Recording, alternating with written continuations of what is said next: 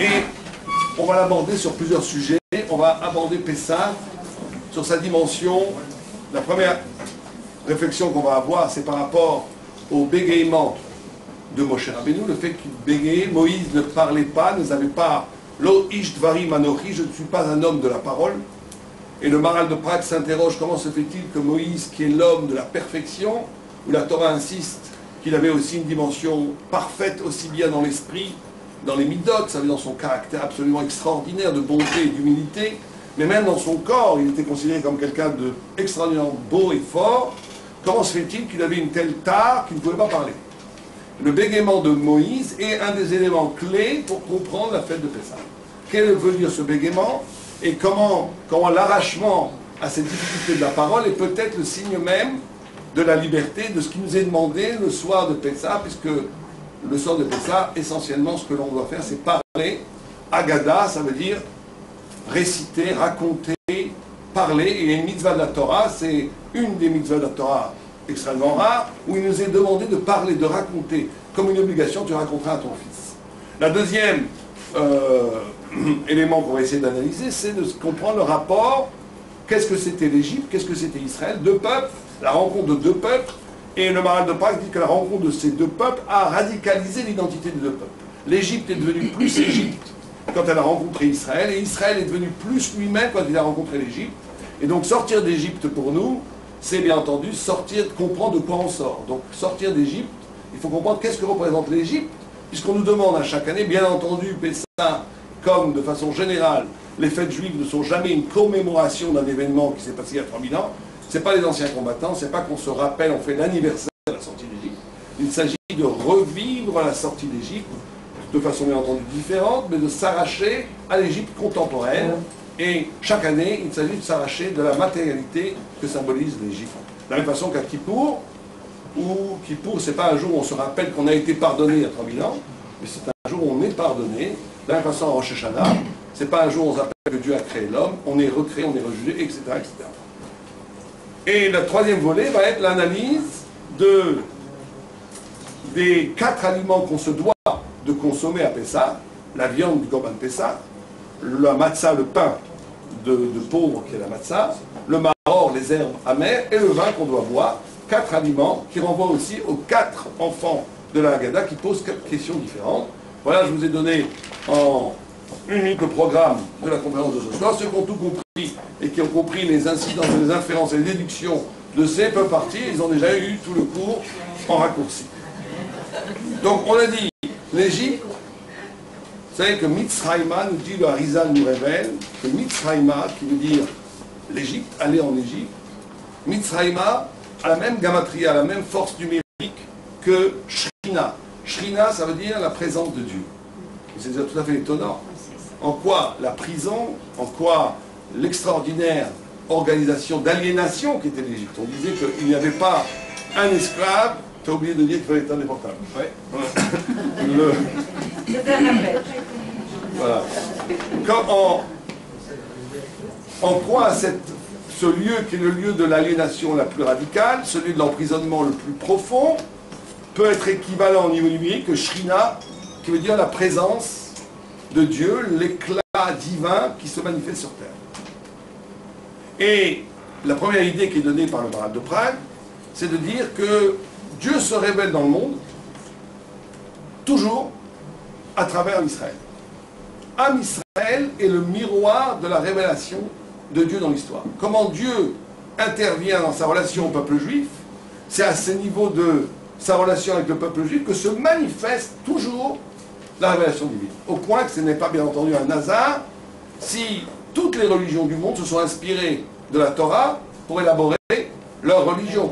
Les religions qu'on connaît ici, c'est évident, le christianisme est un enfant direct du judaïsme, l'islam est une pâle copie du Tanakh, même les religions orientales se sont inspirées de Abraham Avinu, puisque le brahamisme vient de Abraham, la déesse Sarah vient de Sarah, etc., puisqu'on dit que Abraham Avinu a envoyé une partie de ses fils vers l'Est, leur a donné les shem, les noms impurs, et qu'à partir de là s'est édifiée toute la spiritualité, la religiosité de l'Extrême-Orient. Donc on voit que tout accès à la spiritualité, au point où certaines religions ont pris un juif comme Dieu, ça va jusqu'à là.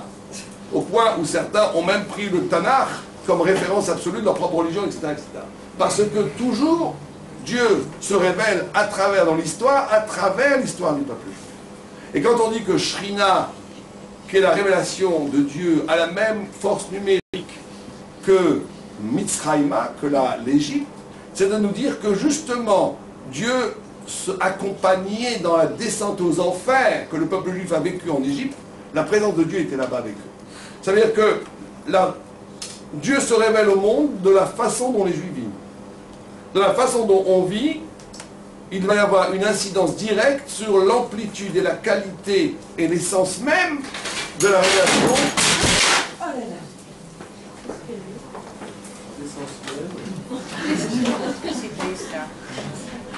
Vous voyez, dès qu'on révèle des vérités trop fortes, c'est dangereux.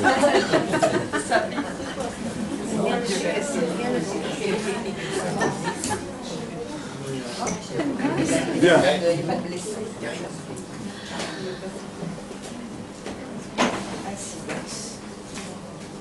D'accord. Et donc, la raison principale donnée par le Maral du bégaiement, et là ça va nous apprendre chez nous un comportement essentiel, c'est que Moïse ne peut pas parler une langue harmonique, harmonieuse, pleine, quand le peuple juif est brisé sous l'asservissement et sous l'esclavage. Et c'est le premier signe du tzaddik. Le tzaddik a un discours qui lui-même est l'expression de la situation du peuple juif, qui est elle-même l'expression, ou plutôt le canal, au travers lequel va se manifester la transcendance et Dieu. Et donc si on a un homme qui va parler une belle parole absolument équilibrée, esthétique, pleine, fantastique, alors que le peuple juif souffre, alors que des enfants, des hommes et des familles sont assassinés, alors qu'il y a une souffrance inhérente au fait d'être juif, c'est qu'il y a une faille chez ce tzaddik. Le tzaddik bégaye parce que le monde bégaye. Le tzaddik bégaye parce que le monde est cassé par la violence qui va contre la révélation de Dieu. Et donc, et c'est l'essence même d'ailleurs, vous savez, l'essence même de ce qui s'appelle le chesed dans l'âme Israël. Le vrai chesed. Le vrai chesed, c'est pas de faire la charité. Il y a certains rabbins qui disaient, presque en plaisantant, qu'il y a des gens qui veulent tellement faire de la charité qu'ils sont prêts que les autres souffrent pour faire de la charité. Ça, c'est la charité chrétienne, c'est pas nous. La charité, le chesed, c'est la capacité de sentir la souffrance ou le bonheur de l'autre. Et plus quelqu'un est grand, plus il va être capable de sentir combien l'autre souffre ou combien l'autre est heureux. C'est ça le vrai chesed. Quelqu'un d'autre va avoir une joie, il va être content pour lui. Quelqu'un d'autre va avoir une douleur, il va être malheureux pour lui. C'est ça le chesed. Et plus quelqu'un va être grand, plus cette capacité d'empathie, cette capacité d'être avec l'autre, va être grande. Et Moshe Rabbeinu avait une capacité d'empathie tellement grande, comme Abraham Avinu, comme Yitzhak Avinu, comme tous les grands de la Torah, qu'il bégayait parce que le peuple juif bégayait dans son existence, était blessé dans son existence. Et il ne pouvait pas donc avoir une parole pleine. C'est la première notion du bégaiement. Et ça nous apprend à nous, bien entendu, que chaque homme, chacun d'entre nous, se doit d'avoir deux niveaux d'existence absolument essentiels. Un, il doit être lui-même, il doit réussir un épanouissement spirituel de lui-même, mais il doit aussi se considérer comme un des éléments du peuple juif. Et porter en lui comme un élément du peuple juif la responsabilité, la souffrance et la joie qui accompagnent chaque événement qui touche à Israël. Et un homme, pour être un homme, se doit d'avoir ces deux niveaux, ces deux dynamiques d'existence, homme ou femme. Il doit essayer d'accomplir une vie spirituelle qui lui est propre, réussir à devenir lui-même un tzaddik, devenir un talmid chacham, devenir une tzaddiket, devenir quelqu'un, un homme de bien. Mais il doit, à côté, ça ne suffirait pas, un homme qui toute la journée étudierait la Torah, ferait toutes les mitzvot, mais qui ne serait pas, qui le ferait comme un poète isolé, comme un intellectuel qui ne serait que, dont le seul souci serait l'épanouissement de sa dimension spirituelle. Cet homme-là ne serait pas un tzaddik, il n'aurait peut-être aucun mérite de ce qu'il fait. Parce que la deuxième dimension essentielle à l'homme, c'est de se considérer comme un membre d'un corps mystique, du corps glorieux, qui s'appelle Am Israël, le peuple d'Israël. Et c'est deux dimensions que chacun d'entre nous doit absolument travailler, et c'est la première chose qu'on se doit de travailler à Pessah, avant Pessah, pour se préparer à Pessah. Quand on fait Pessah, vous savez qu'il y a une ambiguïté, on ne va pas rentrer ici dans les notions halachiques, mais quand on étudie le texte de Korban Pessah, vous avez deux sortes de korbanot, vous avez deux sortes de sacrifices. Il y a des sacrifices qui s'appellent des korbanot tzibur, des korbanot qui sont collectifs, comme par exemple les 2 korbanot qu'on faisait quotidiennement, un le matin, un l'après-midi, qui sont un korban collectif.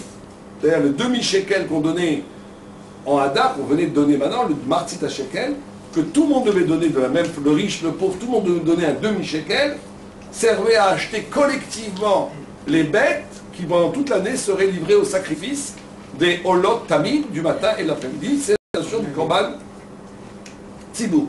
Mais il y a aussi ce qu'on appelle un korban yachid. Quand quelqu'un fait une faute de façon sans faire exprès, il devait amener un korban, un khatat, ou que les gens pouvaient amener une offrande au temple individuellement. Chacun pouvait amener ce qu'il voulait. Le korban Pessah, il a les deux en même temps. C'est en même temps un korban yachid, puisque chacun amenait un korban. Chacun devait amener un korban à lui, ou en famille. Mais c'était en même temps un digne de korban tzibur, puisque tout le monde devait le faire le même jour, tout le monde devait le faire en même temps. C'était Am Israël qui faisait tous le korban Pessah en même temps. Donc c'est cette double dimension qui est essentielle, être en même temps soi-même et être en même temps une partie du clan Israël, d'être une partie de la collectivité du peuple. Les deux en même temps. Il y a une histoire qu'on nous raconte du prophète Sraïm. Il y avait dans la ville du prophète Sraïm, qui était un immense sage, un saint, il y avait un homme qui était un rachat, un apikoros, quelqu'un de terrible, dont toute l'énergie, dont toute l'intelligence, c'était quelqu'un de très intelligent. Il l'investissait dans la destruction de la Torah, dans la destruction du judaïsme. Il voulait absolument ce qu'on appelait à l'époque les masculines, les réformés, des gens qui se sont au 18e, 19e siècle, il y a eu tout un mouvement anti-Torah en Europe centrale, en Allemagne énormément. Et cet homme-là est mort. Et le prophète Sraïm, pendant tout Shabbat, était rouge pendant Shabbat, alors que le prophète Sraïm, pendant Shabbat, était lumineux, heureux. Pendant tout Shabbat, il était rouge, presque de colère.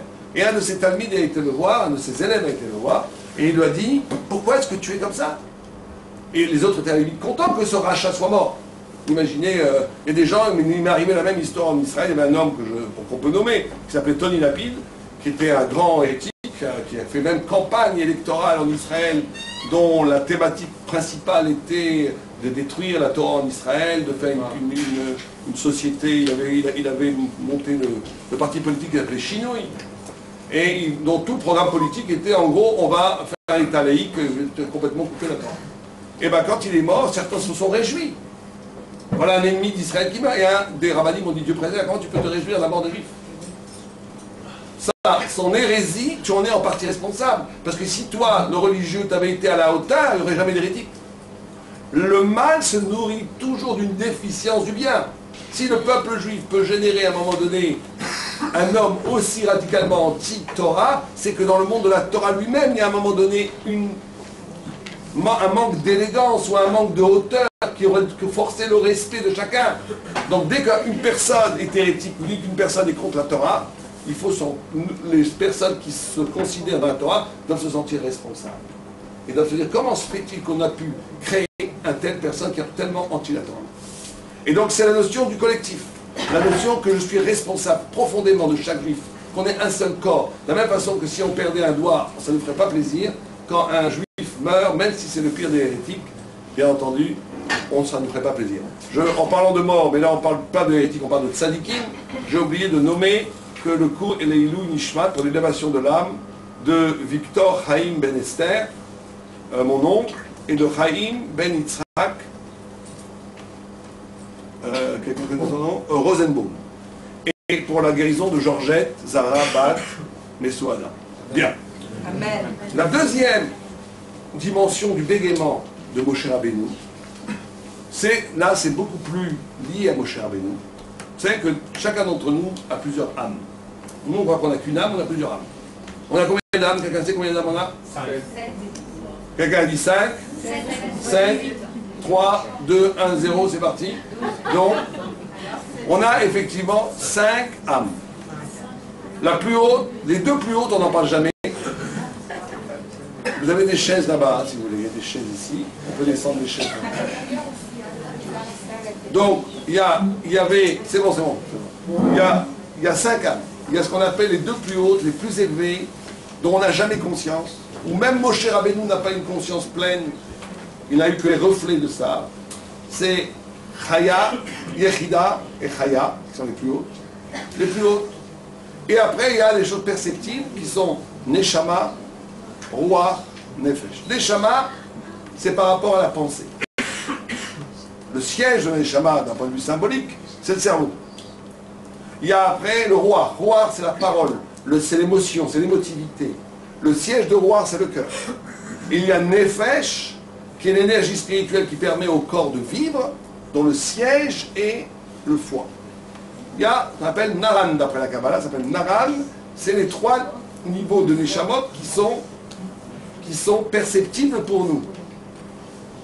La pensée, il faut bien comprendre que la pensée, dans la Torah, c'est pas parler en silence. C'est pas en silence dire qu'est-ce que je vais faire demain, comment je vais m'en sortir, il fait beau, il fait froid, c'est pas penser.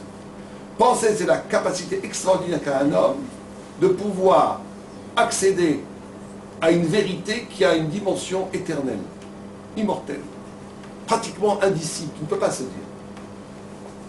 La parole, elle va casser quelque part cette éternité, puisqu'elle va entrer l'idée dans le monde.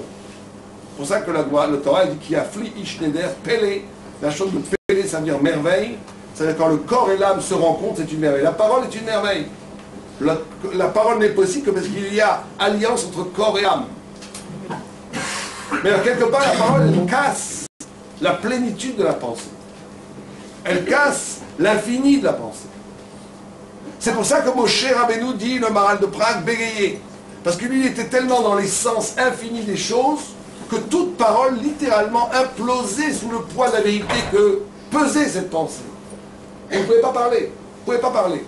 La parole n'était pas assez suffisante pour dire la grandeur même de ce qu'il avait saisi, compris. Ça nous arrive une fois, des fois, je ne sais pas si ça vous arrive à vous, des fois on comprend des choses extraordinaires, on a une intuition fabuleuse, et vous dites à quelqu'un, j'ai compris quelque chose d'énorme. Et tu lui dis, dis-moi, il te dit des banalités, et lui-même il dit, c'est pas ça. Il n'arrive pas à dire. Il n'arrive pas à dire ce qu'il a compris, parce qu'il n'a pas l'instrument. La parole est trop pauvre pour dire l'infini de la pensée. C'est pour ça qu'il bégayait. Parce que Moshe était dans l'absolu. Or, ce qui est extraordinaire, c'est que Moshe Rabbeinu, à une fois qu'il reçoit la Torah, il ne bégayait plus. Une fois qu'il reçoit la Torah, il ne bégayait plus. Pourquoi? Qu'est-ce qui s'est passé? Qu'est-ce qui s'est passé? Pourquoi la Torah a fait que maintenant il ne bégayait plus? C'est magique? Parce qu'il a lu. Parce que quoi? Non, mais il parlait, on ne voit plus qu'il bégaye après qu'il ait reçu la Torah. Une fois qu'il reçoit la Torah, il n'y a plus de bégaiement.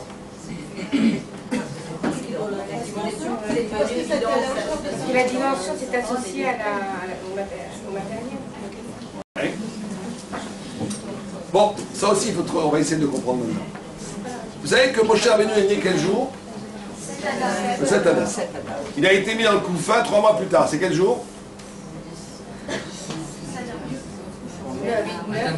Non, 3 mois plus tard. C'était le 7 Sivan. 7 Sivan, c'est quel jour? Matan Torah. Il a été mis dans le couffin le jour de Matan Torah, si on calcule bien. Le jour du don de la Torah. Quand Moshe Rabbeinu est né, il y avait une lumière fabuleuse qui est entrée dans la chasse. Une lumière incroyable. Il était circoncis, il est né circoncis. Il y avait une lumière fabuleuse. Et son père a embrassé Myriam. Vous savez que son père avait décidé de ne pas avoir d'enfant. Il a dit, moi je ne fais pas d'enfant parce que Pharaon, il tuait tous les premiers-nés. Et Myriam a été voir son père, elle lui a dit, tu es pire que Pharaon. Amram, c'était le père de Moshe.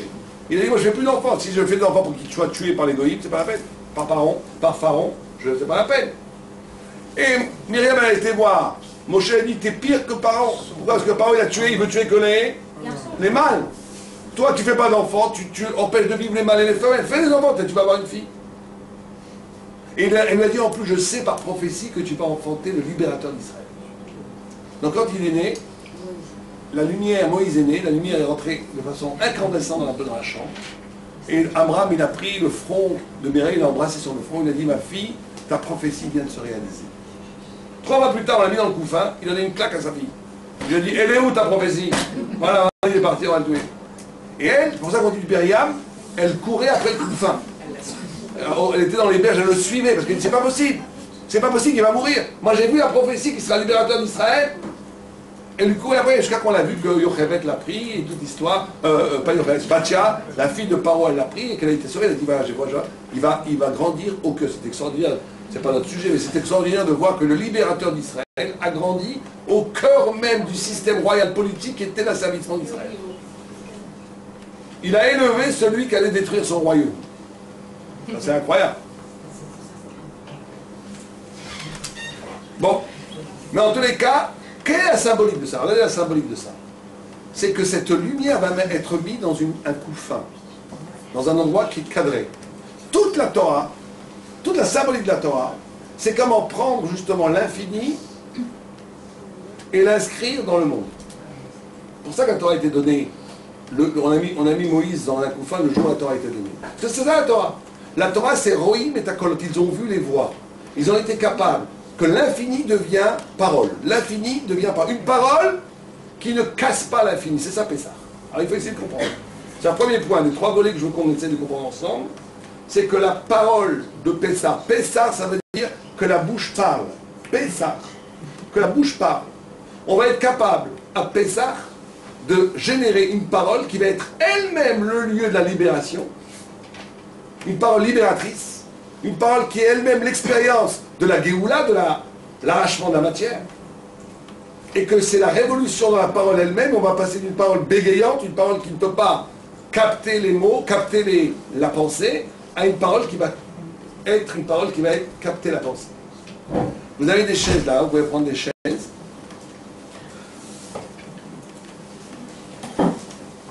D'accord? Bon. Alors on va essayer de comprendre ça.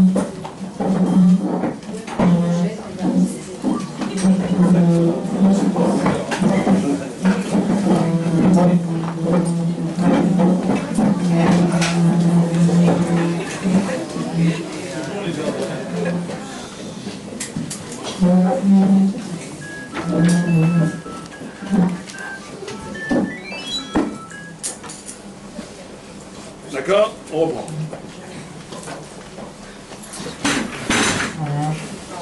Vous me suivez, c'est bon? Oui. S'il y a une incompréhension, on s'arrête et on reprend. On est là pour comprendre. Ça c'est très simple. Ça va devenir beaucoup plus compliqué. Accrochez-vous. Donc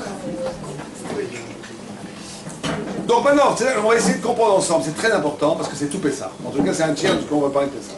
Qu'est-ce que ça veut dire une parole?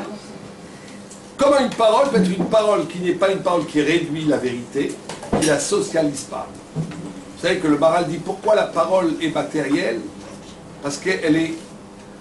La parole, on ne va pas faire des mots compliqués, mais il faut comprendre quand même ça. Il dit la parole, elle passe à côté de la vérité parce qu'elle parle à propos de la vérité. C'est le signifié signifiant. Elle empêche d'aller dans les sens des choses. Elle tourne autour du sujet.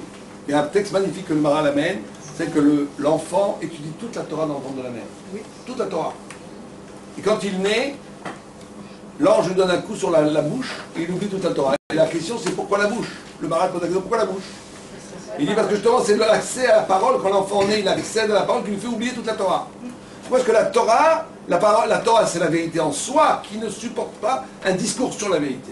La parole elle va tourner autour, elle va désigner la chose, elle ne va pas être l'éblouissement de la vérité en soi. Et donc quand on dit que la Torah, que Moshe Rabbeinu ne bégaye plus après qu'il ait reçu la Torah, c'est ça qu'on doit faire un peu ça, arrêter de bégayer, c'est qu'on est capable d'avoir une parole qui va supporter l'éclat de l'infini. Une parole qui ne va pas trahir l'infini de la pensée. Voilà ce que c'est Pessah. Pessah, que la bouche parle, qu'elle parle quoi? Qu'elle soit capable de dire une vérité qui ne casse pas la vérité. Alors comment on y arrive? Alors le Maharal nous dit un concept assez extraordinaire. Il nous dit qu'il y a 2 sortes de paroles. Une parole véhicule, Peugeot, Renault, Mercedes, et une parole miroir. Bon, alors ça quand on lit ça, on dit ça veut dire quoi? Une parole véhicule et une parole miroir. Une parole véhicule, ça veut dire justement quand on prend la parole comme un moyen simplement d'essayer de transmettre quelque chose. Passe-moi le sel, quelle heure il est, ce qui fait beau. La parole n'est qu'un moyen de communication, d'information. Et il y a une parole qui est une parole qui, elle, va être une parole qui renvoie à autre chose qu'elle-même. À autre chose qu'elle-même. C'est ça toute la notion de l'imout Torah, d'étudier la Torah. Le drash, Je donne un exemple de parole miroir. Comment est-ce qu'on dit l'intelligence en Torah? Chochma. Chochma renvoie à l'anagramme Koachma, la force du quoi. La force du quoi. On peut s'arrêter là. On peut dire Chochma, l'intelligence. Ça, on est dans la parole véhicule. Mais on peut dire, attends, peut-être pas, ce mot-là, il m'envoie autre chose. Il est un miroir. Il est un miroir d'une idée beaucoup plus profonde que l'évidence du mot. Il me dit Koachma. Koachma, ça veut dire la force du quoi. La force du quoi, ça n'est pas la force du quoi. Ça veut dire la possibilité de s'étonner, questionner, casser l'évidence. On te dit déjà qui est intelligent? Celui qui est capable de s'arracher à l'évidence, de casser l'évidence, d'essayer de comprendre des choses. Il faut aider, je crois, les gens là-bas, ils vont donner des chaises. Il y a 3 places devant. Il y a des places ici, hein, si vous voulez.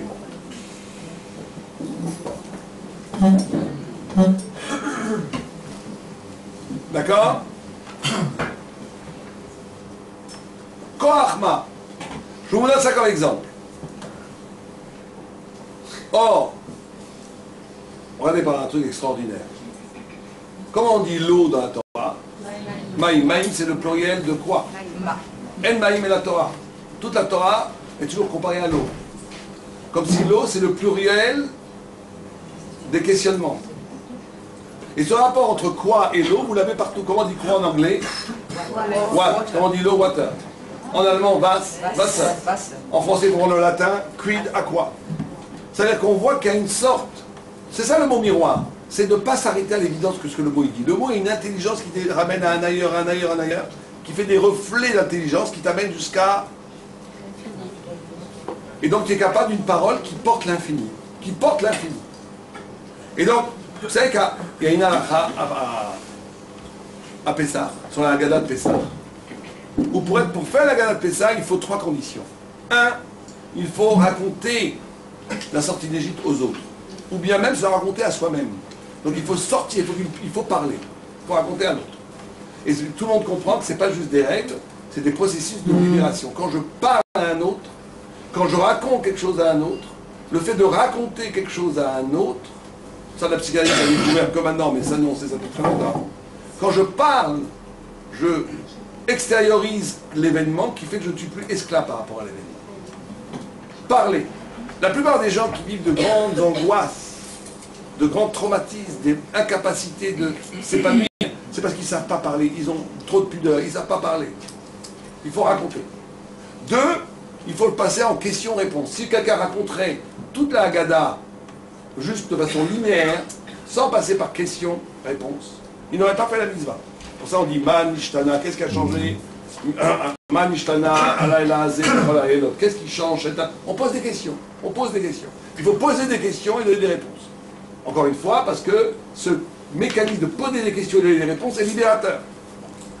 Et troisièmement, il faut aussi il faut raconter le Gnaï, ça veut dire, et le Shvach. Ça veut dire nos hontes et nos gloires. Il faut dire nous étions avadim, nous étions esclaves, nous étions des Obed Avodazara, nous étions des idolâtres et nous avons changé.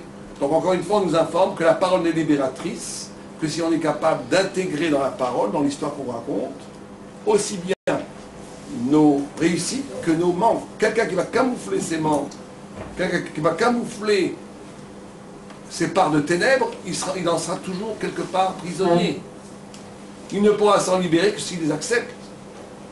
Il ne pourra véritablement être libre que s'il les accepte. Et donc ça, c'est le travail de la parole. Alors, on continue. On a dit il faut sortir d'Égypte. Et Noaral dit, Am Israël et l'Égypte, quand ils se sont rencontrés, chacun est devenu plus lui-même. L'Égypte est devenue plus l'Égypte en rencontrant Israël. Et Israël est devenu plus lui-même quand il a rencontré l'Égypte, parce qu'ils étaient exactement le contraire.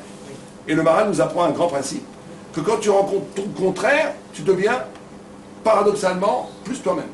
Un rachat, quand il rencontre un tzaddik, un rachat, un méchant, un très méchant, on va dire. C'est rare quand même.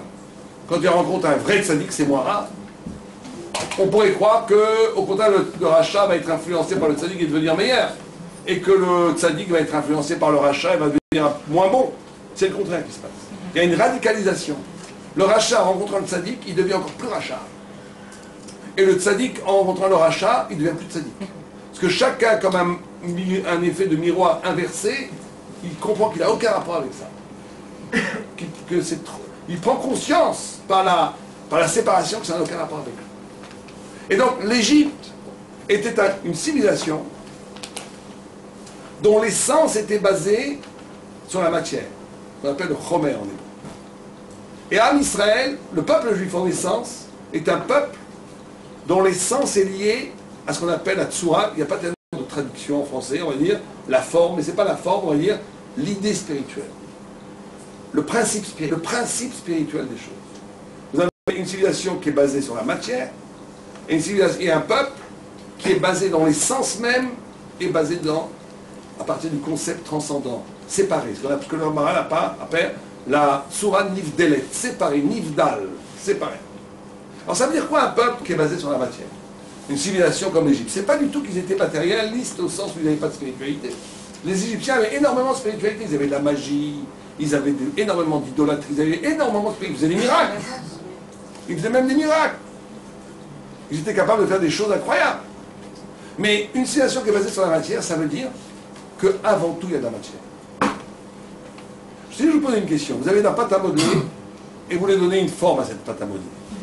Qu'est-ce qui est premier, la pâte à modeler ou la forme? La forme dans le concept. Alors si on dit la pâte à modeler, effectivement, on ressemble à l'Égypte. Et c'est normal de penser comme ça, parce que c'est l'évidence. L'évidence, c'est que la pâte à modeler, c'est une matière inerte, sans forme, qui est riche de toutes les formes. Mais ce que la Torah dit exactement le contraire. Elle dit que tu n'as pas la possibilité de faire une forme s'il n'y avait pas déjà l'idée de la forme avant. On va donner un exemple très simple. Vous savez que... la matière existe avant l'idée. Non, justement. Parce que oui, je comprends ce que vous dites. la matière existe même sans l'idée. Même sans idée, elle existe par elle-même. Alors on va voir que non. Justement. Alors écoutez, on va voir que non. Je vais vous donner... Là, on touche le point essentiel de Pessah, le deuxième point essentiel. Prenez par exemple une théorie scientifique qui est très à la mode aujourd'hui, qui s'appelle le Big Bang. Big Bang. Vous avez un point lumineux incroyablement concentré, où dedans des milliards d'énergie, etc., de chaleur incroyable, enfin des chiffres incroyables, qui est de la pure énergie qui va se dilater, qui va refroidir, ça va donner les premiers atomes. Les premiers atomes vont donner les premiers effets de l'attraction universelle. Il va y avoir des premières galaxies qui vont se former, des planètes, donc, et des premiers atomes vont faire les premières molécules, vont faire les premiers minéraux. Les minéraux, en se sophistiquant, vont créer du végétal. Du végétal, en se sophistiquant, va créer du minéral. Le minéral, de l'animal. L'animal, en se sophistiquant, va créer un animal un peu plus sophistiqué que les autres, qui va créer un homme ou un pré-homme, l'homo sapiens, qui après va se sophistiquer, il va atteindre des idées, et il va créer de la culture, et après à la fin, il va arriver à l'idée du monothéisme. Dans ce schéma, Dieu préserve de penser comme ça. Dans ce schéma de pensée, ce qui est premier, c'est quoi? C'est la matière. La matière, l'énergie matérielle. Et la spiritualité peut être très riche, très très riche. Mais elle n'est toujours que la conséquence de la matière. C'est ça, vous savez, Mitzrayim veut dire en hébreu Metza, qui veut dire prison, Yam, qui veut dire la mer. La prison de la mer, la prison de l'océan. Yam, en hébreu, c'est Yud, qui veut dire 10, Mem, qui veut dire 40, qui veut dire 50. 7, dans la Torah, c'est toujours le chiffre de la nature. 8, c'est au-delà de la nature. 7 fois 7, pour ça la Brit Mila, le 8e jour. Shmoné veut dire Shemin, qui vient de... Le 8, c'est toujours Hanouka, 8 jours. Tout le temps, 8 jours. Le 8, c'est au-delà de la nature.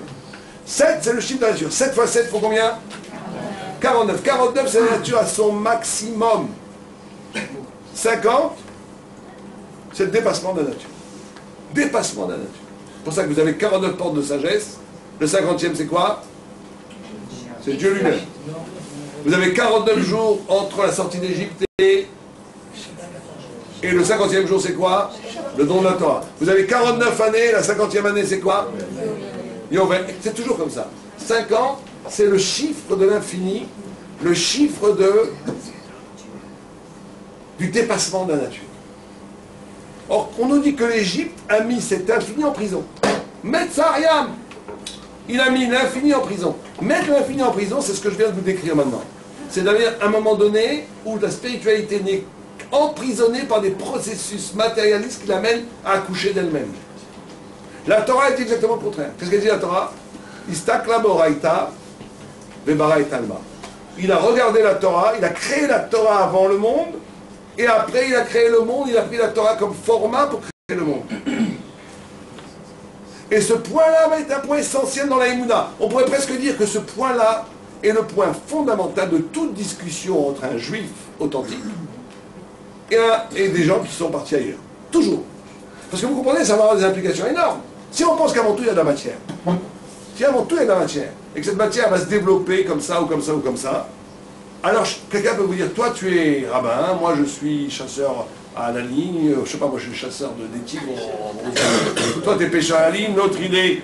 Chacun fait ce qu'il veut, puisqu'il n'y a pas de vérité absolue, il n'y a que des développements, la matière qu'amène chacun où il est. À la limite on pourrait dire, il faut bien comprendre si on est logique jusqu'au bout, et c'est très important cette histoire, parce que 90% de la planète pense comme les Égyptiens.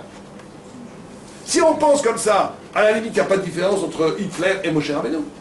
Pourquoi? Parce qu'on va te dire, voilà, il y a un processus, les premières molécules, elles se sont sophistiquées, il y a tout un enchaînement de cause à effet qui ont créé à un moment donné Hitler. Et il y a un autre enchaînement qu'a créé Moïse. Bon, et chacun est la conséquence d'une extraordinaire déterminisme très sophistiqué, qui a des milliards d'années, qui a créé à un moment donné X ou Y. Mais si on dit Staklamoraïta et Baraïtalma, qu'avant il y a la vérité, que le monde n'est là que comme endroit pour que la vérité puisse se réaliser, puisse s'incarner dans la matière, dans la vie, alors là il n'y a plus, est-ce que tu es conforme à la vérité de pourquoi tu as été créé ou pas? Vous comprenez, ça va avoir des incidences énormes, énormes. Et donc c'est la vraie question, et peut-être la seule question sur laquelle on doit réfléchir. Est-ce que je suis un Égyptien? Est-ce que je pense qu'avant tout il y a la matière? Et que la spiritualité n'est qu'un dérivé de cette matière? Dans ce cas-là, l'engagement spirituel est peut-être pas vraiment important. Chacun fait ce qu'il veut. L'autre c'est la peinture, l'autre c'est le cinéma, l'autre c'est le théâtre, l'autre c'est la Torah. Bon, pourquoi pas? Mais si on ne pense pas comme ça, si on pense qu'avant il y a la vérité en soi, et que le monde n'est là que pour que cette vérité puisse apparaître, maintenant on a une responsabilité infinie par rapport à cette vérité. Et c'est la vraie question sur laquelle il faut se poser. Ça va avoir aussi des implications dans la vie. Est-ce que je vais avoir une vie qui est passive, qui est toujours le résultat de processus? Je ne suis que le résultat d'un processus. Ou est-ce que je suis capable de retrouver le point lumineux, le point d'élection, le point indicible, le point inexpugnable, absolument lumineux que Dieu a créé, pourquoi il m'a créé? Vous savez que Razonich, il avait une très belle image. Il disait, imaginez un homme qui un matin se lève, nous-mêmes, imaginons 5 secondes véritablement, prenons au sérieux sa métaphore. Quelqu'un qui se lève un matin et qui se trouve dans un château magnifique, avec une table garnie de fruits, de gâteaux, de vins délicieux, avec une cheminée qui le chauffe, avec un château splendide. Et ce bonhomme, il va se lever le matin, il va s'asseoir à la table, il va manger, il va pas se poser de questions. Il va juste manger, dormir et boire. Est-ce qu'on ne le prendrait pas pour un fou? Est-ce qu'on ne dirait pas, mais comment ça se fait que tu t'es pas posé la question, qui c'est qui t'a mis là? Qu'est-ce que tu fais ici? Or, on nous dit de raisonner chez nous, ce fou, puisqu'on a été créé dans un monde magnifique, un château magnifique qui s'appelle le monde, on a une cheminée splendide qui s'appelle le soleil, on a une table absolument extraordinairement, prodigieusement fournie, qui s'appelle les nourritures terrestres qu'on nous donne, et on mange et on dort. Cet homme est né, a grandi, a travaillé, a fait des enfants, et est mort. Tu t'es pas posé la question une seule seconde? Il y a peut-être, on attend peut-être que tout ça n'est qu'une mise en scène, où on attend à un moment donné quelque chose de moi. C'est un deuxième point cardinal de Pessah. Se poser cette question, s'arracher au mécanisme de l'Égypte. Vous savez, dans l'Agada, par exemple, dans l'Agada, juste pour prendre cet exemple, dans l'Agada, vous avez une discussion, un dialogue à première vue de fou, entre vous savez qu'il y a 4 enfants qui posent des questions, et le rachat il pose quoi comme question? Qui connaît son Agada par cœur? Mazot. Mazot Lachem. C'est quoi ça pour vous? En traduction mot à mot qui fait du mauvais français, mais on va traduire mot par mot. C'est quoi ça pour vous? Mazot Lachem. C'est quoi ça? On lui répond, c'est pour ça que nous avons sorti d'Égypte. Quand tu lis le dialogue, tu te dis, mais ils ne se sont pas entendus là. C'est quoi le dialogue? Quelle est la question, quelle est la réponse? Le Beth Alevi, il dit comme ça. Il dit, justement, le rachat, lui, il comprend les choses comme l'Égyptien. Il croit qu'on fait Pessah. Si je vous pose la question, pourquoi est-ce qu'on fait Pessah? Alors, on va tous tomber dans le pied, c'est normal, parce que la pensée égyptienne, c'est la pensée de la platitude, de l'évidence. Quand on ne réfléchit pas, on pense comme ça. Pourquoi est-ce qu'on fait Pessah? Souvenir. Pourquoi? Se souvenir? Non, on revit la libération. Se souvenir de la sortie d'Égypte. Non, on la Bon, revit. très bien. Le rachat, et je veux dire, on peut penser comme ça, c'est normal. Lui, il pense que pourquoi je fais... Regardez où ça va, c'est très important qu'on pense ça.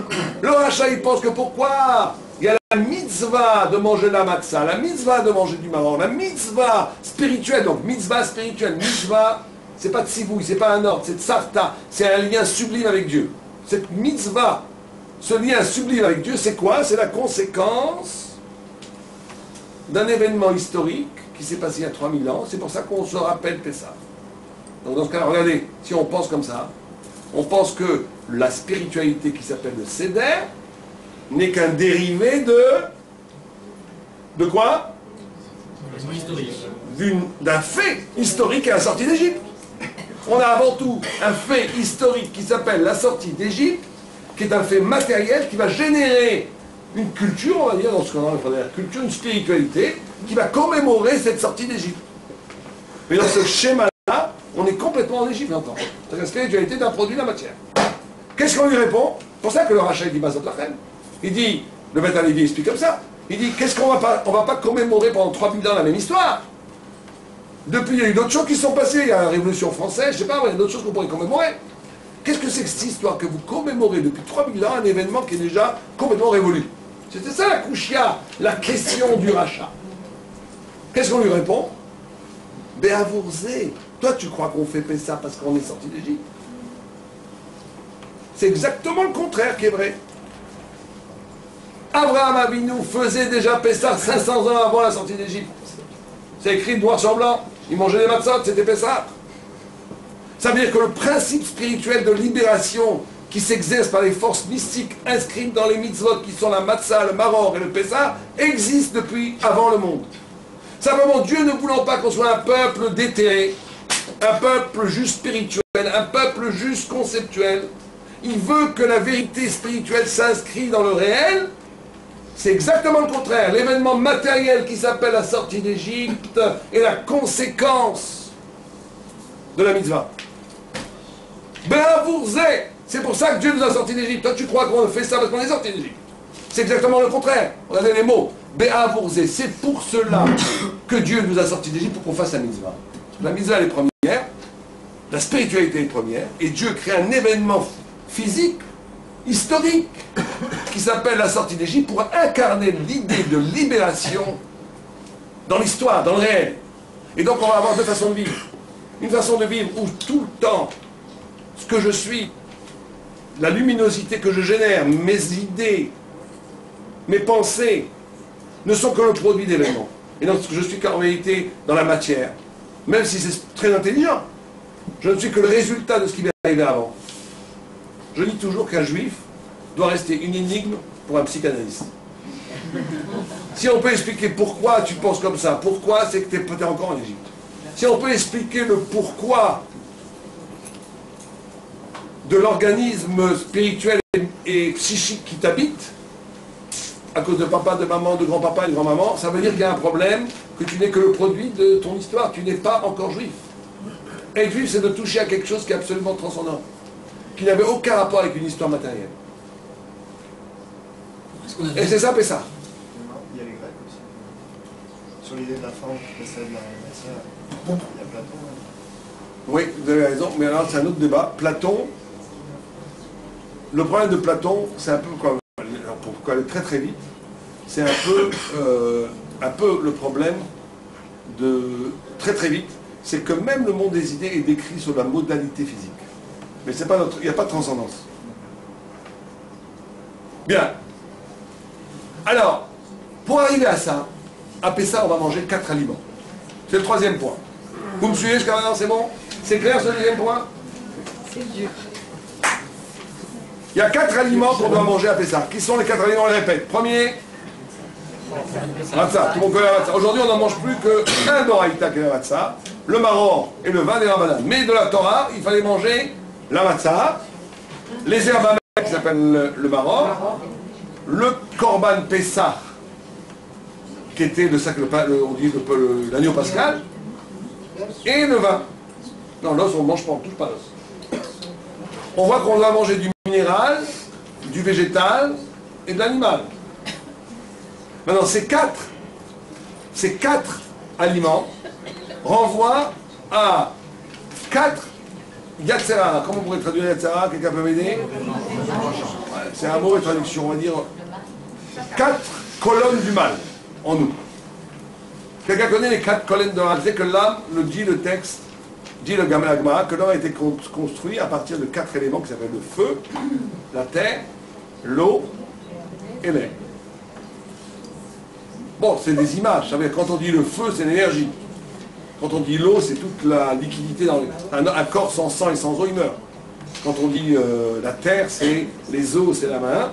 Quand on dit l'air, c'est tout le flux aérien qu'il y a dans le corps. Il faut ces 4 choses. Et chacun correspond à c'est les 4 colonnes du mal.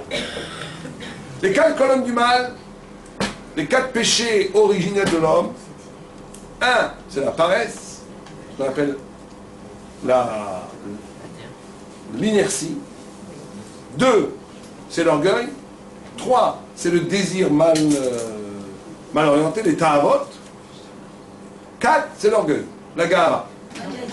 J'ai dit? Alors, on répète. Gava, orgueil, ta'avot. Ah, pardon, j'ai oublié un des plus importants. Quelqu'un connaît le 4e? La colère. Bravo. La colère. Voici les 4 colonnes du mal. Quelqu'un peut me répéter les 4 colonnes du mal?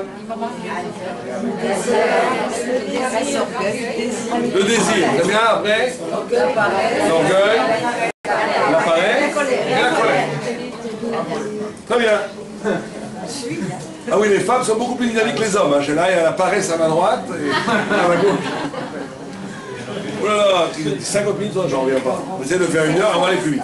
Bon, moi j'ai eu l'impression qu'il s'est passé un quart d'heure, mais bon, ça fait 50 minutes. Bon, on y va, on va essayer de finir ça en 10-15 minutes parce que j'essaie de respecter les temps. On reprend. 4. Maintenant, d'après vous, alors là, ça va être plus difficile. Hein. Mesdames, vous allez peut-être battre les hommes, on va voir combien on va avoir de points. D'après vous, l'air, c'est quoi? Les 4. L'orgueil, on va avoir un point pour les hommes. La terre, c'est quoi? Paresse. À 2, on les a tirés. Ah, vous l'avez dit alors, 2, 1. Le feu, c'est quoi? Colère. Ah, ils nous ont battus. Hein. Et le désir? L'eau. Bon, c'est 2, bravo. C'est l'eau. Alors, ça va être plus difficile. Les 4 aliments qu'on mange à Pessah sont des tikkunim, des réparations de ces 4 colonnes du mal. La matzah, ça casse quoi d'après vous? C'est vrai que la matzah c'est compliqué parce que la matzah ça fait un peu tout. La paresse. Le vin. Le désir. Le maror. L'orgueil. Et Pessah, la colère. Alors on va essayer d'expliquer ça. En quelques minutes.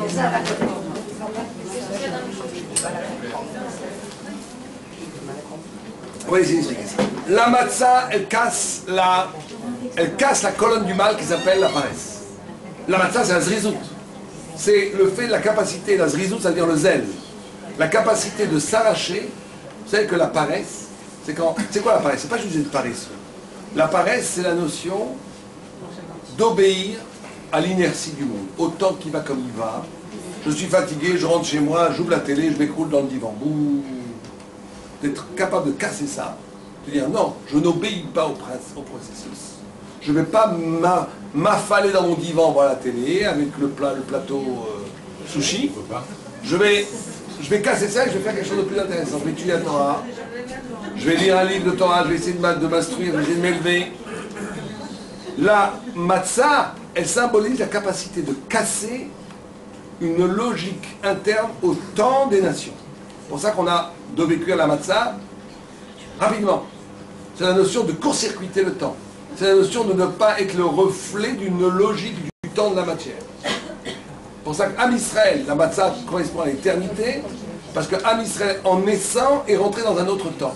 Il y a le temps des Goïm, et il y a le temps des Juifs. C'est pas le même temps. Le temps des Goïm est un temps qui est structuré justement dans un temps qui obéit à une logique de l'être. Le temps des Juifs, en hébreu, comment on dit temps? Zman. Zman, ça veut dire quoi en hébreu? L'étymologie de Zman? Ouais, mais le temps, quelle est son étymologie? Zman.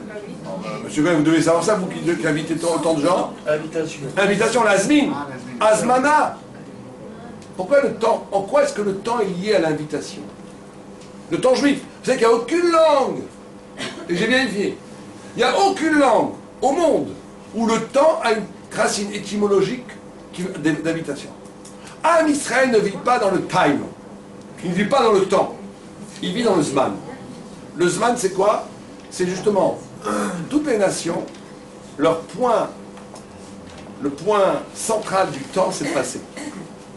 Il se passe des choses parce qu'il y a des raisons. D'ailleurs, tous les historiens font que ça. Regardez les historiens, la méthode historique et archéologique. On a un événement, on essaie de dire pourquoi il y a eu la Révolution française, parce qu'il n'y avait pas assez à manger pour le peuple, il y a eu une famine avant, toujours avant, il y a eu une famine avant, la royauté n'a pas pu se réformer, les idées de Voltaire, de Rousseau ont fait beaucoup, blablabla, toutes sortes de causalités qui créent un événement. Alors que le peuple juif ne vit pas comme ça. Le temps, le centre de gravité du temps juif, c'est le futur.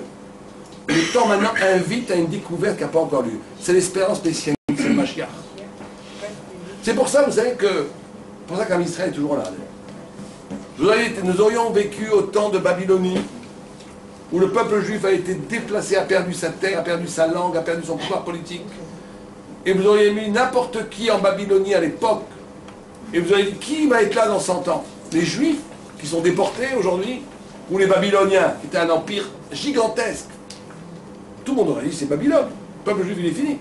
Il y a eu des milliers de peuples qui ont vécu la même histoire, qui ont été arrachés de leur localité, qui ont perdu leur pouvoir politique, leur pouvoir, même la langue, tout. Et c'est fini, ils ont été absorbés par l'histoire. Depuis de Babylonie, il reste quelque chose de Babylonie? Rien. Absolument rien. Il n'y aura plus jamais rien. Il n'y aura plus jamais rien. Vous auriez été autant. Les 7 jardins suspendus qui étaient une merveille, c'est une légende qui est passée de génération en génération, mais on n'a jamais vu, on n'avait pas de ruine de ça. Vous avez en Perse pareil. Vous avez la Perse, il n'y a rien, la Perse. Les Grecs pareil, les Romains pareil.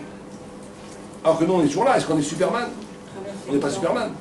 On n'est pas Superman. Il ne faut pas croire que les Juifs sont plus forts que les autres, c'est pas possible.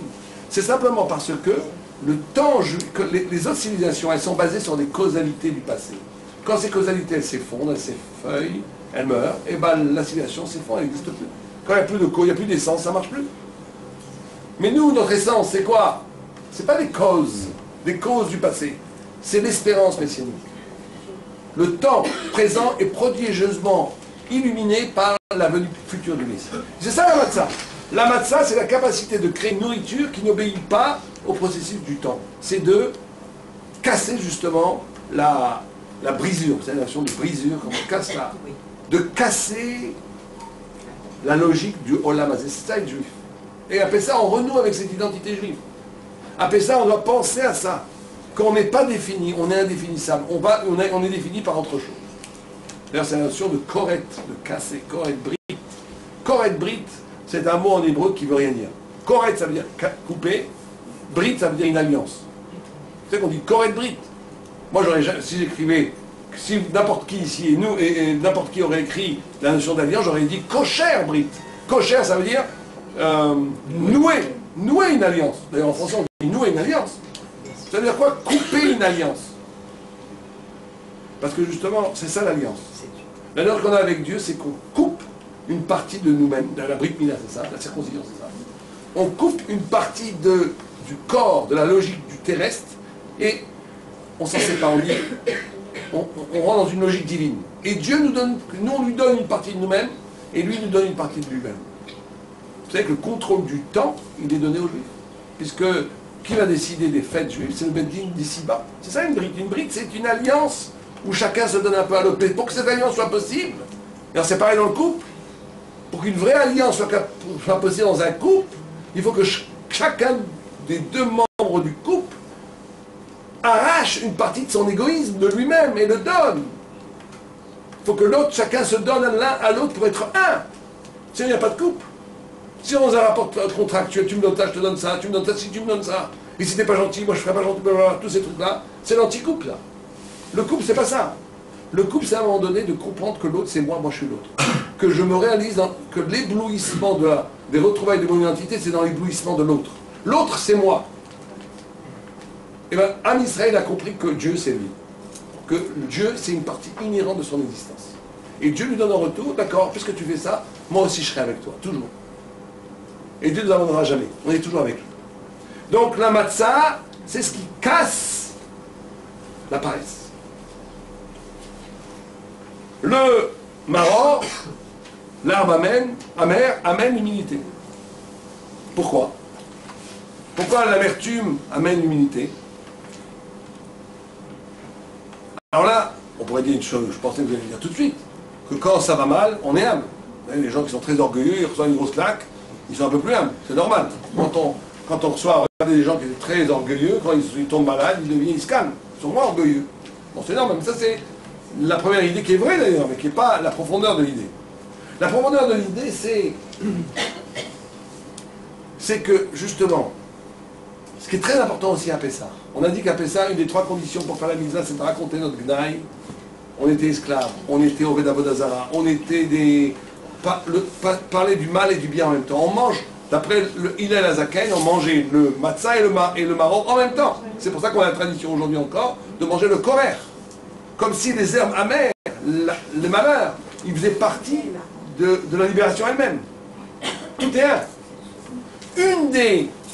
Un des choses les plus importantes, c'est d'être capable d'utiliser justement les malheurs. Non, allez-nous, on ne peut pas les historier, mais quand ils arrivent, les malheurs, les difficultés, et d'en faire un événement spirituel. De dire, ça me prouve que tout vient d'Akadosh Baruch Hu, moi je suis rien.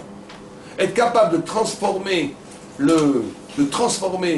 la malédiction en bénédiction. Être capable de dire, et là on arrive, et c'est ça la vraie humilité, on arrive à une distance. On arrive à comprendre qu'on n'est pas, que nous on n'est rien, on arrive à une sérénité. Il faut, à Pessah, arriver à un niveau où on dit, tout est pour le bien. Tout est pour le bien. Tout est bien, tout est à sa place. Ah, il y a eu du malheur, mais ça faisait partie de la vie. Et c'est pas mal. À un moment donné, le malheur lui-même doit être intégré dans la conscience que dans l'économie générale de l'existence, il fallait aussi ça peut-être.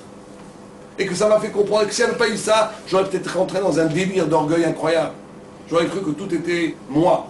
Le malheur permet à un moment donné de montrer la limite et donc de faire entrer une dimension plus spirituelle dans l'existence. Le maror, l'herbe amère, la souffrance, peut être dépassée, doit être dépassée, elle doit amener même une sérénité, une joie. Parce que l'homme est véritablement joyeux quand il accepte. Un homme qui aurait tout, et qui n'aurait jamais eu, il pourrait peut-être jamais être joyeux. Parce qu'il croit que c'est normal d'avoir tout. À un moment donné, quand il y a quelque chose qui ne va pas bien, il se dit, et qu'il est capable de positiver, de dire tout ça, à la limite, c'est aussi... Il comprend qu'il y a une distance entre lui et la vie. Ça vient, tout devient la Kadosh Baruch Hu. Il accepte la Kadosh Baruch Hu, il est humble. C'est ça la vraie humilité. Donc vous savez que la matzah, c'est pareil. Matzah et chametz, c'est pratiquement les mêmes lettres. Simplement, l'un c'est un chet, l'autre c'est un hé. C'est la capacité de transformer le chet en hé. Une matzah n'est cachère que si elle est faite avec des céréales qui sont elles-mêmes du chametz. Si vous faites une matzah au riz, c'est pas cachère. Une matzah, je sais pas moi, à la tomate ou au pois chiche, c'est pas cachère. La matzah, elle doit être cachère, elle doit venir ou du blé, des 5 céréales, des épeautres, du sel, etc. Elle doit venir des 5 céréales que si on il fermentait, elle serait chametz. Pour te dire, justement, c'est ce mouvement de basculement. Ce qui aurait pu être mal est bien. Et ce qui a été mal, on transforme en bien. On a dit le vin, 4e élément, c'est ce qui vient contrecarrer le désir. Alors le désir, vous savez que le désir, comment on dit désir en hébreu? Ouais, il y en a, mais un autre terme. Non, ta'ava c'est oneg. Oneg c'est le plaisir. Plaisir. Ça veut dire le plaisir. Oneg. Oneg, c'est les mêmes lettres que nega. Nega, ça veut dire Lèpre. Ça veut dire que l'expérience de la nourriture et de tout plaisir au monde, il faut savoir que c'est un moment de choix terrible. On peut, au moment où on est dans l'expérience du plaisir, se couper de Dieu. La Gemara elle dit, Ta'avot mevakesh nifrad. Celui qui mange, celui qui a un plaisir, au moment où il est dans l'expérience du plaisir, inconsciemment il veut redevenir une bête. Il veut se couper de Dieu. Fini, je veux redevenir une bête. Mais d'un autre côté, comment tu t'arraches de cette aliénation qui est terrible, d'être collé à la nourriture, d'oublier tout? C'est que tu prends conscience au moment où tu manges que cette nourriture elle t'est donnée justement comme quand on mange, qu'est-ce qui se passe? On reçoit. Qu'est-ce qu'on reçoit quand on mange? Simplement, on reçoit quoi? On reçoit la vie. On reçoit la vie. Si on ne mangeait pas, on meurt. Donc il suffit un tout petit peu simplement un éveil de conscience. Qu'en mangeant, je suis en train de recevoir la vie. Qui me donne la vie? Celui qui a créé cette nourriture, Dieu. Et donc ça donne une union avec Akadosh Baruch Hu incroyable. Incroyable. Comme l'enfant qui tète le sein de sa mère, il est en union avec Dieu, celui qui mange doit comprendre qu'il est en union avec Dieu. Et on va avoir deux hommes qui mangent le même steak. La même chose. Là, il va redevenir une bête. Ils font la même chose, les deux la même chose. Parce qu'il veut s'oublier, il veut juste manger. Et l'autre, il va être en fusion totale avec celui qui lui donne à manger, il va être en union avec Dieu. Le même acte, tout est une question de conscience. Le vin, nous dit là-bas, elle a la possibilité de... Il ne faut pas trop en boire. Il faut avoir 4 coupes de vin. D'ailleurs, les dames sont obligées de boire les 4 coupes. Si elles peuvent boire du vin, elles prennent du jus de raisin. Mais il ne faut pas les 4 coupes. Les femmes ont le même niveau d'obligation de Pessah comme les hommes. Manger les kazaï. On fera pendant 2 minutes à la fin pour dire les principales à la route. Mais en tous les cas, l'expérience de la nourriture est une fusion avec Dieu. Et c'est ça qui nous libère du plaisir. Enfin, ou plutôt des tables, pardon. Comment s'arracher du mauvais penchant de la 3e colonne du mal, qui est le mauvais désir? C'est pas en disant je veux pas de désir. C'est pas en disant le désir c'est mauvais. C'est pas en disant le plaisir c'est négatif. Non. C'est en disant le plaisir c'est magnifique. Simplement il faut l'introduire dans une conscience que ce plaisir est un moment d'intimité avec Dieu. Et là ça donne une dignité, une élégance, une grandeur que tu peux au même moment perdre et devenir un animal, devenir quelque chose de tellement bas si tu n'as pas la conscience au moment du plaisir. Et c'est ça la libération qui doit se faire à travers le vin. Les 4 coupes de vin. Il y a 4 niveaux de libération. Après ça, on peut avoir les tout, mais il y en a 4. Le dernier, on va faire vite maintenant parce qu'il est tard. Le dernier, on a dit la colère. Alors, quel rapport? Celui qui me donne la réponse gagnera une bouteille de vin offerte par la communauté de Shifti Israël. Quel rapport entre le vin, le Korban Pessah et la colère? Oh, les deux, il y a du feu, d'accord, les deux, il y a du feu. Ça, c'est le joint symbolique, d'accord. Mais quel rapport en essence? Korban Pessah, c'est d'avoir sauté, c'est la libération, c'est le fait. Quel rapport entre ça et la colère? On a mis les Égyptiens en colère avec Qui a dit Avodazara? Avodazara, alors allez-y, vous avez déjà une moitié de bouteille de vin, alors? Allez-y, Avodazara, c'est la bonne réponse, allez-y. Parce qu'en Égypte, nos corbanotes à nous représentaient leurs idoles à eux. Et alors, quel rapport avec la colère? Oui, les Égyptiens étaient en colère par le fait que nous brûlions leurs idoles. Bon, alors vous allez vous partager la bouteille de vin parce que vous avez dit chacun une moitié de réponse. Là, le Korban Pessah, c'était le dieu égyptien. C'est pour ça que le Shabbat qui va avoir lieu, le Shabbat d'avant, ça s'appelle le Shabbat Agadol, parce que c'était le 10 Nissan, 5 jours avant Pessah. Et les Juifs, Dieu avait dit à Moïse, dit à tous les Juifs de prendre un agneau et de le mettre, de l'attacher. Et quand les gens passaient, les Égyptiens passaient, ils disaient quoi ça? Ils disaient on va lui faire un shrita. Et eux, ils se comment on dit en français les dents, elle dit rincer les dents. Rincer les dents, parce que c'était leur Dieu. Et on devait se moquer d'Avodazara jusqu'à ce point-là. Il y avait eu tellement de macotes qu'ils n'osaient pas nous toucher. Mais eux, c'était comme si on prenait leur idole, leur Dieu, et on dit on va lui faire un shrita. Et donc, le 4e élément, c'est de s'arracher à l'idolâtrie. Pessah, c'est Am Israël est né comme un peuple qui va porter le drapeau anti-iconoclaste, anti-idolâtre. Or la colère, il dit Kol mi shekoes keinu oved avodah zara. Tout celui qui s'énerve, qui est en colère, c'est comme s'il fait de la avodah zara, comme s'il faisait de l'idolâtrie. Quel rapport entre la colère et l'idolâtrie? C'est très simple. C'est que l'idolâtrie, c'est toujours, et ça il faut bien comprendre, une confusion entre le créateur et la création. C'est ça l'idolâtrie. Quand les gens ils ont une inspiration mystique et qu'ils prennent un arbre pour Dieu, c'est qu'ils confondent création, l'arbre c'est une création, et créateur. C'est que tu n'es pas capable de supporter la transcendance. Qu'il y a un Dieu, d'ailleurs quand, je ne veux pas trop parler, mais bon, quand il y a certaines religions que je ne nommerai pas, qui pensent qu'après la mort, il y a toutes sortes de jouissances corporelles en haut, bien que ce ne soit pas des idolâtres, mais c'est quand même, c'est idolâtre de croire que la récompense après la mort, c'est des récompenses physiques. C'est d'être incapable de comprendre qu'il y a spirituel, matériel, transcendance, immanence. D'être pas capable de supporter la différence de la hauteur divine. Or, celui qui se met en colère, c'est quelqu'un qui fait corps avec la puissance. C'est que sa puissance est lui. Et que s'il est contredit dans sa puissance, il ne comprend pas que ce qui lui arrive autour, ça vient de Dieu.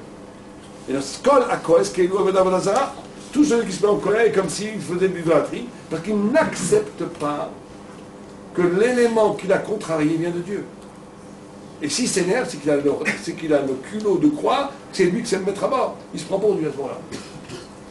Et donc le deuxième travail qu'on doit faire, absolument, le quatrième, après ça, de combattre, de s'arracher à la colère, c'est encore une fois, c'est extraordinaire de voir ça. Comment l'éthique et la spiritualité dans la Torah sont liées. D'après la Torah, on ne peut pas arriver à une vraie sérénité, on ne peut pas arriver à une vraie sérénité éthique, morale, s'il n'y a pas une spiritualité. Sans la référence à Kadosh Baruch Hu, sans la référence à Dieu, sans référence à la transcendance réelle, sans référence à la révélation, on va arriver à un moment donné, ça ne va pas tenir. De soi, ça peut être d'en bas, ça ne peut pas tenir. Pour que la personne, elle ait cette capacité d'accepter des désagréments de la vie, des problèmes, elle va pas, pour arriver à cette sorte de série de joie. C'est-à-dire que les grands syndiqués, tout ce qui leur arrive, c'est formidable. Pourquoi? Parce qu'ils disent que tout ce qui m'arrive, c'est un signe de Dieu. Donc, il n'y a jamais de frustration. À Kol et Tova, tout est pour le bien. Il n'y a jamais de frustration. Parce que tout vient de Dieu. Et donc, bien entendu, ça va avoir une incidence aussi éthique, pas que spirituelle. La personne qui dit que tout vient de Dieu, tout va bien. Alors, bien entendu, c'est que le grand syndic qui veut à ce niveau-là. Mais nous-mêmes, on doit essayer de travailler à ça. Il vous arrive une tuile, au début, on n'est pas content. Mais attends, 2 minutes. Tu crois en Dieu? Oui. Cette tuile n'était pas arrivée par hasard. Il n'y a pas de hasard. En Mazal Israël. Donc c'est que on vient te dire quelque chose. Donc ça va déjà te calmer. Tu vas rentrer dans un système où tu ne vas pas rentrer dans la colère. Tu vas essayer de comprendre quel est le sens métaphysique, spirituel de ce qui t'arrive. Et donc ça va te donner une sérénité, une distance entre toi et l'événement qui va te donner une liberté. Et c'est ça la liberté de Pessah. Cette distance, cette capacité de ne pas être soumis au diktat de l'instant. C'est les 3 éléments dont on voulait parler ce soir. Je rappelle simplement 2 ou 3 choses, puisque c'est important, parce que vous êtes là, important d'un point de vue halachique. Vous savez que va Pessah, il y a 2, ça va prendre 2 minutes, 2 interdits qui sont différents. On n'a pas le droit de manger le chametz, c'est karet, retranchement du monde futur. Mais on n'a pas le droit non plus de posséder le chametz. Ça ne suffit pas de ne pas manger du chametz et de garder l'espace à la maison. Il y a une interdiction de la Torah de posséder le chametz. Ça s'appelle balirei balimatse. Donc il faut vendre son chametz si on veut le garder à la maison, ou il faut le jeter à la poubelle si c'est de peu d'importance. En tout cas, il faut faire les choses pour ne pas garder le chametz. Il y a une deuxième chose très importante à faire aussi, c'est que le soir de Pessah, femmes comme hommes ont l'obligation de la Torah de manger au moins un kazaït de matzah. Ça veut dire qu'on doit manger penché pendant moins de 4 minutes, mesdames, 30 grammes de matzah, qui fait à peu près la moitié d'un rond. Sinon, et ça c'est une mise très importante qu'il faut essayer de faire, de manger ce kazaït de matzah et de faire le seder avec les 4 vers du zé, de lire toute la Haggadah. Mais on va s'arrêter là pour les halachot, parce que c'est important, les plus importants. 1, ne pas manger de chametz. 2, ne pas garder du chametz.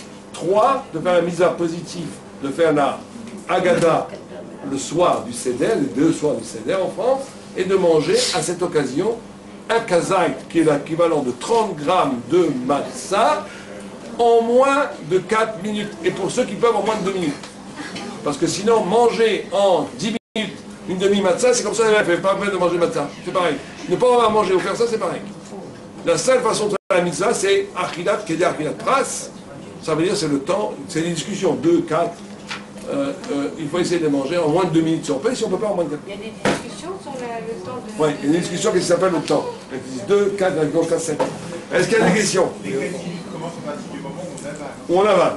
Pas la bracha, on avale.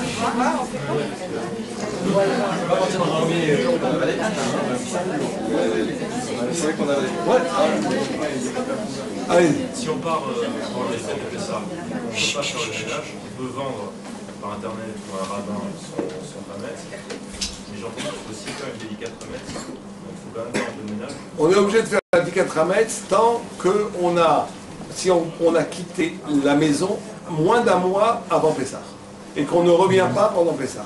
On pourrait ne pas faire la bdika et tout vendre si on quitte la maison un mois avant et qu'on ne revient pas avant ça. Dès qu'on est dans le mois, on est obligé de faire une bdika avant de partir. Alors vous pouvez aussi vendre le hametz puisque vous savez que vous ne voulez pas revenir. Vous faites une bdika pour vérifier où est votre hametz si vous écrivez sur le contrat de vente où il est. On peut quand même faire un ménage. C'est une autre question. Kazaït, en fait, ça correspond à combien à peu près 30 grammes, on va dire 30 grammes. mais par exemple, je sais pas, Sur une matzah, certains, je sais pas, moi je crois qu'on va être marmire, une demi-matzah peut-être sur la Wakazai. Certains disent un tiers, mais bon, il faut les peser, hein. Il faut les peser. Si vous avez un pèse, Kaja et Pessa, il faut les peser, c'est tout. Ah oui, dimanche, il y aura dimanche, mais c'est que pour les garçons. Alors, on va faire les deux dernières questions là. Pour ceux qui veulent faire vite, juste après dans la salle du bas, au fond pour les messieurs, il y a un mic là tout de suite. Et pour les hommes qui sont intéressés, après vous pourrez tout raconter à votre femme. Ce dimanche de 10h à 11h, un cours de halachot sur Pessah. Donc on va prendre les halachot du début jusqu'à la fin et on fait un best-of de toute et la pour les femmes, Shabbat, ceux qui sont dans le coin. Pour mesdames, bien entendu ceux qui sont dans le coin, un cours de halachot sur Pessah, samedi, ce sera 1 heure avant Mincha, 6h30. Merci, à 6h30, un cours sur Pessah pour donner halachot sur Pessah. Encore 2 ou 3 questions, peut-être sur le cours, est-ce que... Oui, allez-y. je voulais savoir quelle était la fin de l'histoire du Talmud qui vient de pourquoi il était toléré le Shabbat. Non, parce qu'il lui a dit, Robert Sraim a vécu un Shabbat horrible, parce qu'il a dit, je souffre de savoir que ce juif est mort comme un hérétique sans faire tchouva. Le Talmud était content qu'il meure, l'autre. C'était un affreux Jojo qui parlait tout le temps de taper sur la Torah. Il a dit, tant mieux qu'il soit mort. Et le Robert Sraim, il souffrait tout le Shabbat. J'imagine la souffrance qu'il doit avoir au Guéhinom en haut. C'est comme s'il vivait la souffrance que cet homme avait au Guéhinom. Oui. Pourquoi les 3 premières réparations, on peut les manger et le Pessah, on ne peut pas le manger? Le Pessah, on ne peut pas le manger parce que d'abord, parce qu'on n'a pas le corps, on n'a pas le Betamikdash. Vous voulez une explication métaphysique? Là, on n'a pas le temps. Oui. Vous avez dit que Istakel Beoraïta ou Bara Alma.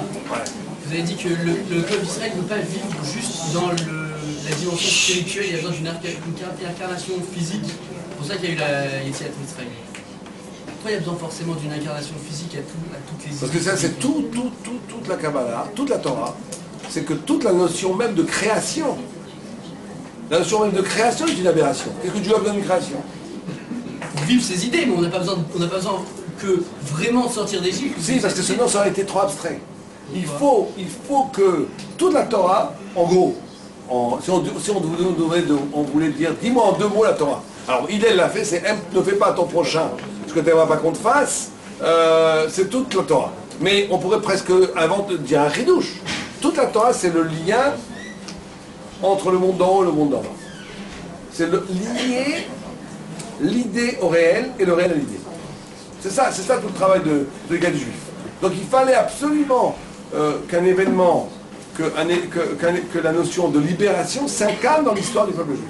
Toutes les idées s'incarnent dans le peuple juif. Il n'y a pas une idée. Avec la dimension physique. Ça change tout. Il n'y a pas une idée à la Torah qui n'a pas été une expérience physique. Kippour, le pardon, ça a été le pardon du veau d'or. Il n'y en a pas une. Pire que ça, le Gaon de Vilna disait qu'il n'y avait pas un événement aussi insignifiant puisse-t-il être qui n'est pas écrit dans la Torah. Nous, on ne sait pas le lire. Mais le Gaon de Vilna était capable de lire dans la Torah ce qui se passe actuellement en Libye, en Égypte. Dernière question. Pessah Kachem et sa mère.